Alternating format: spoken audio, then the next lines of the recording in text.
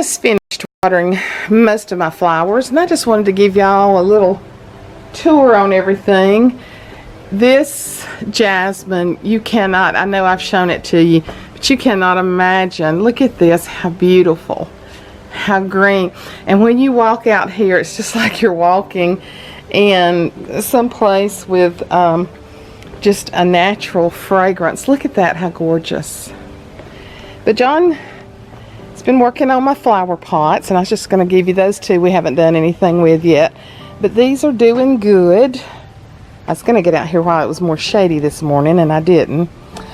But this is a portulaca, I think is the way you say it. And those blooms completely close up at night and open up during the day. But I'm having to water everything every day because we're not getting any rain for quite a while. And it's in the upper 90s already in May. But there's my lantana. I know I'm going to be getting casting a lot of shadows here. This little pot is doing good. We used to have this whole area filled in with shrubbery. It was just too much, too hard. So, sun's kind of going behind the clouds so you can see a little bit better. And those little things have come up year after year. Now, these are limelight hydrangeas, and they will be blooming. We moved them more out of the shade into the hot morning sun, and it looks like something is eating on my leaves. I'll have to get John out here to spray them. And I told you the other day, this is old time salvia, and I wished you could smell it. It's amazing. But these will bloom later. But they appear to be doing good. But John's really got the yard looking really pretty. Doing grass at my next door neighbor's, cutting grass. This he wants to redo. And I tell you, when the man retires, there's no telling what the yard will look like.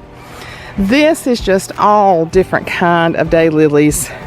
The little miniature irises were there. They've already bloomed. But you can see this is fixing to bloom. And this is a doubled ruffled iris. And this plant came from my sister. And these will all bloom at different times. These are Stella d'Oras. And they use them a lot in landscaping around here. They're just a hardy little daylily.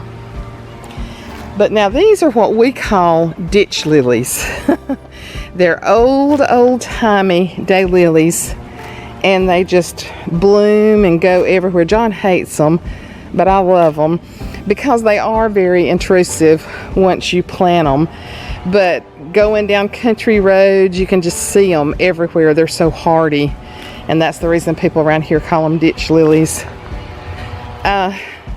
John has set out 5 new dogwoods. And he just told me about his drainage system. I got to fill up.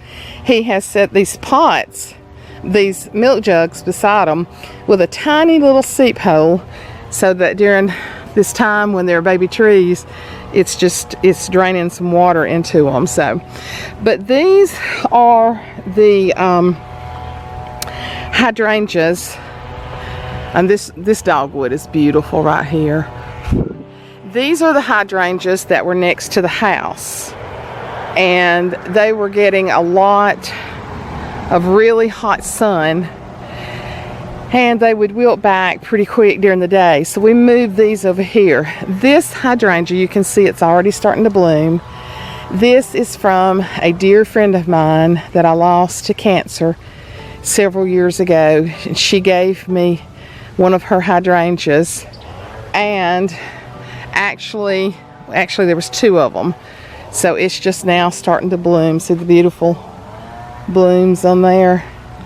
Hydrangeas are probably some of my favorites. Love them. And you can put different acidic mixtures at the base of them. You can turn them purple, you can turn them all different colors. I don't do any of that.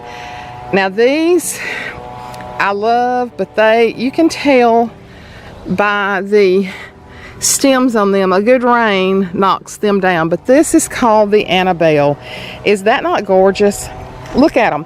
They bloom a lime green to begin with, and then they turn this beautiful white, and then before they but when they're getting ready to, they've, you know, served their purpose and getting ready to die down, they turn green again. But this is going to do so much better out here in the shade because it's fragile, and we have 2 of those from one plant. Now, when John and I have been in the Nashville area, they have used these for years in their landscaping, but they seem to be a stronger plant than what we've got. You can just look down in this and you see that it doesn't have a strong support system. It's just the branches like that. So I don't know what the difference is. A good rain will just cause them to bend over, but maybe now that we've got them more under these trees, more in the shade, I'm really thinking they're going to do better. John just completely transplanted these from against the house, but see how green they are right now, and then they will turn white. But I just think the house looks beautiful. The yard looks beautiful. Y'all, he works so hard in this yard. I just we get a lot of morning sun on this part of the house.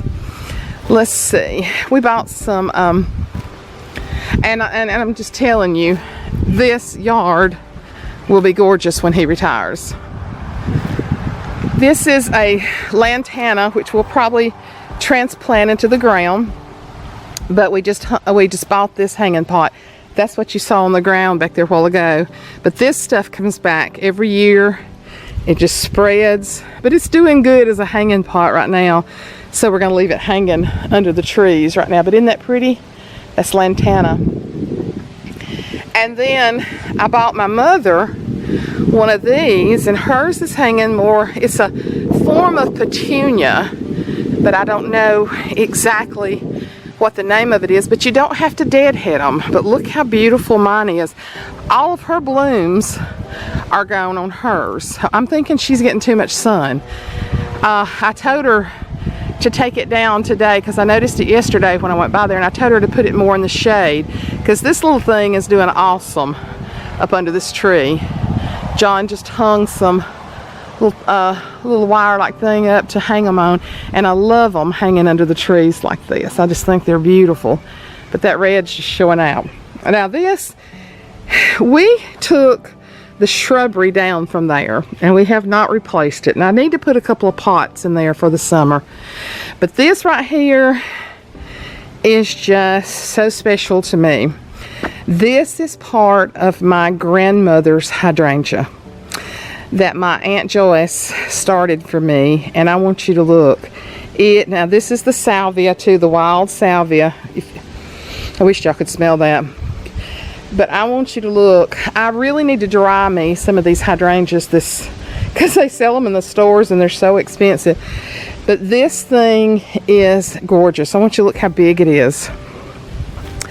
And we had a huge snowball bush right here that had just gotten really obtrusive. It went way up to there. You probably could see it behind Mattie's prom pictures. John just took and pulled it out of the ground the other day because it was just awkward and ugly.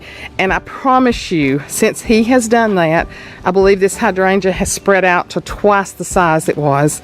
So this hydrangea, with it being on the hill kind of coming down, it gets the water coming down, it gets good morning shade, it gets afternoon shade, it just shows out. Is it not gorgeous, y'all? Is it not gorgeous? I love it. And they just turn that beautiful blue. But I definitely need to pick some and dry them this year when they get to full. And then this is a different hydrangea that I've had for years. It's called a lace cap. And then this in here is a trumpet vine that we've got to get moved because he's going to set me up a pole. See how it's going up the porch there? That's from my mother's, and it produces these big red beautiful trumpet looking.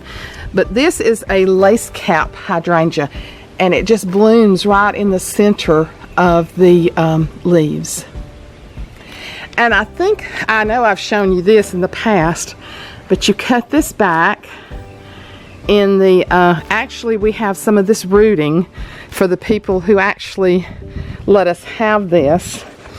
This is called a Confederate rose, and it blooms pink blooms and white blooms. And this came from a dear, dear lady in our church, and it will bloom in like September. But you just actually cut the stalks, put it down into water, and you can root it. And I'm rooting it for the daughter, the one who allowed us to go get this. I want y'all to look. We got wild strawberries. Look at that. I just looked down and saw those. Wow, oh, they're all over the place here. Little wild strawberries. I used to pick those and eat them when I was little, but I'm not sure I want to do that now. Look, cute. And then more of the wild salvia. You can see it takes over, but we just kind of let it grow because it smells good and everything. And then down here, John has just in the edge of the woods, he has been setting out plants every year, just kind of transferring a lot of stuff. If you can see down in there, our land goes back 5 acres deep. And so he is clearing, you can see there, let me just zoom in a little bit. You can see where he has really cleared with the bush hog, and he's made paths down through there. And that's so that the boys can play and get in the woods and play. I wonder if that's poison oak because it climbs up a tree. But Ashley and I came down here and I showed you the gorgeous blooms that were on that, the purple and white. These are more of the Stella d'Oras. See, this is more of a yellow one here. And he will just put extra plants down here. And then this is a daylily that will spring up and bloom. The Stella d'Oras are daylilies too, but they're not like a regular. And this was my peony, and it only bloomed like 1 or 2 blooms. My aunt had one, and I was gonna get it the day that we saw the snake. Well, there's another. Is that another bloom trying to come up, or is that a weed? That's a weed, yeah. The peony they're very fickle plants. I had one big burgundy color bloom on it, so there's another one of his new dogwoods with his watering system. This is a blueberry bush. He set out several, but we have deer. We have deer that come through our yard all the time. And this thing was gorgeous in the early spring. Oh, I see some blueberries. We got some blueberries. Look at that. The deer came through when the fresh leaves were coming out on this and ate his blueberry bush up. So we got a few little blueberries. Look at there. So, anyway, I'm proud of my house. I haven't been physically able to do a lot of gardening like I would like to. I'm hoping to do a little bit more. But I love my little bench. He bought me that years ago. Make a lot of pictures for proms and stuff on that. And then these have had their season, the irises, and they're early spring. But they just spread and spread and spread. And these came from my mother's neighbor who practically helped raise me. I'd walk down my driveway to her house every morning and eat a homemade biscuit before I'd get on the bus. Up on the porch, you can tell I'm out of breath, he potted the wax begonias for me, and they will do good there. They will do good. And this, in this plot, is a hydrangea off of my grandmother's bush, and we're saving it and watering it because I'm going to put it at Ashley's new house. So anyway, just a little yard tour this morning. Hope you enjoyed it. Let's get back in the air conditioning. Bye.